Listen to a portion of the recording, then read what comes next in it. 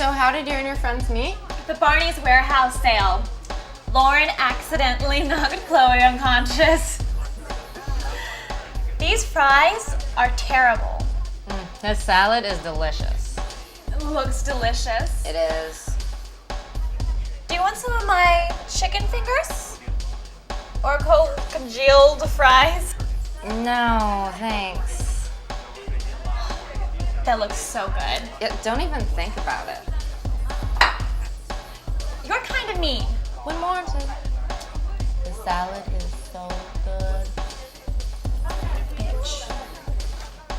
Buyer's remorse is never appetizing, especially at a meal. What happens if Julia orders the salad? Do you want to see what she ultimately decides, or go back and start over with another girl?